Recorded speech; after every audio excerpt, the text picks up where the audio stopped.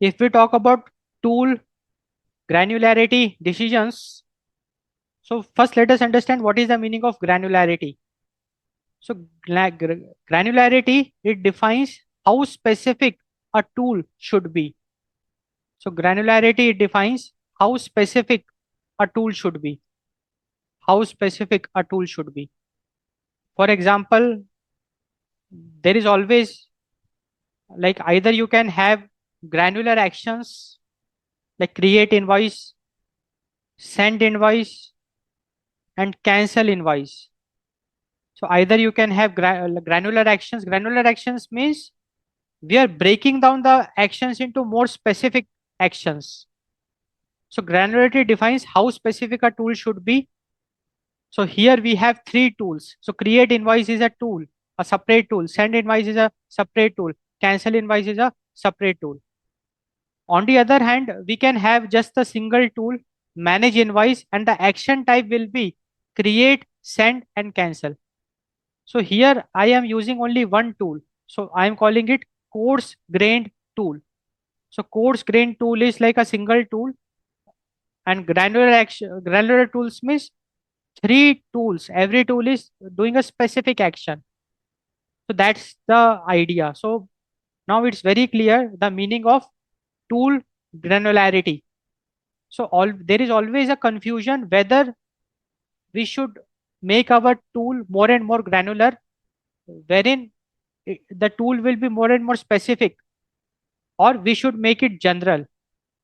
So the granularity of a tool, it depends on, so tool granularity depends on risk level.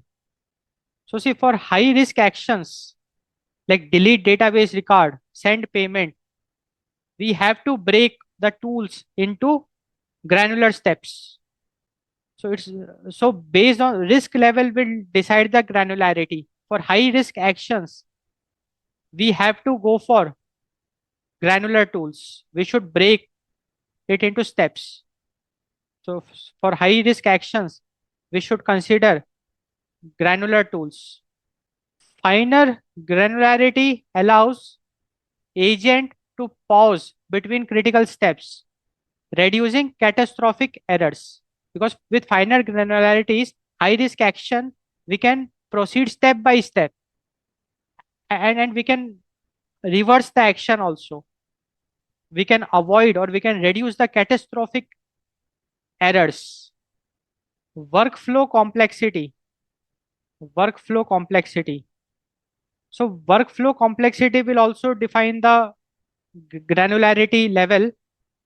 So for a dynamic workflow, we should use granular tools, because a dynamic workflow means it is automated, and it is uncertain also.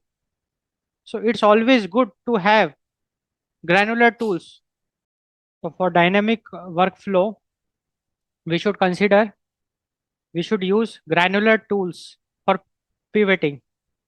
So if a workflow is highly dynamic and depends on real-time reasoning, we should use granular tools so the agent can pivot between steps. But for static workflow, we can consider using coarse-grained tool, because we know that the workflow is static. So we can like create a more general tool which can perform multiple actions. So all the sequence of steps, we can integrate it into a one general tool. So we can wrap it in a single general tool, coarse-grained tool for static workflow. So granularity, tool granularity, it depends on the risk level, workflow complexity, observability needs. It depends on the observability needs. So granular tools, they provide a clear audit trail. That's very clear also, because when we have granular tools, a very specific observation we can make, like fetch data, format data, process data. So with granular tools, very clear audit trials we can get. We can see exactly which subtool failed. But with general tools, coarse-grained tools.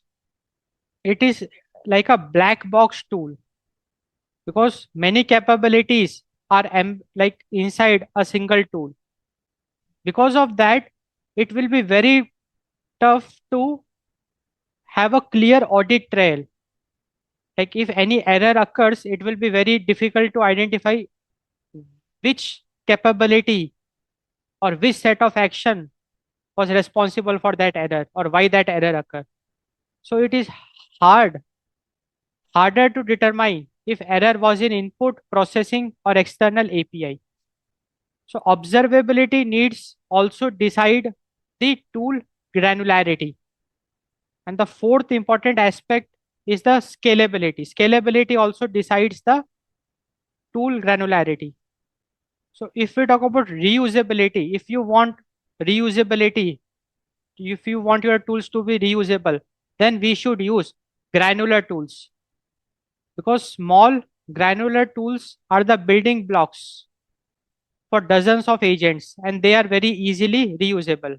So for reusable tools, you should go for granular tools. And when it comes to maintenance, generic tools are very hard to maintain because generic tools or coarse grained tools, changing one part of a system of a massive multifunction tool might break other unrelated features. So for maintenance also, you should go for granular tools. Granular tools are very easy to maintain because we will be updating in isolation. And any changes we will be making, we'll be doing it in isolation. But in generic tool, coarse grained tool, any particular feature updation we will be doing that might affect other components of the system of the tool. So maintenance so with regards to scalability like the reusability and maintenance, we should consider small granular tools instead of coarse grain tools. So now we saw that tool granularity depends on the risk level. For high risk actions, we should consider the granular tools, narrow tools, specific tools. For dynamic workflows, we should consider the granular tools. And for static workflows, we can go for generic tools. When it comes to observability needs, granular tools will provide us more observability, clear audit trials as compared to coarse grain tools. And when we talk about future scalability like the reusability and maintenance, we should go for granular tools. So for high risk actions, go for more granular tools. For low risk actions, you can consider moderate consolidation is acceptable.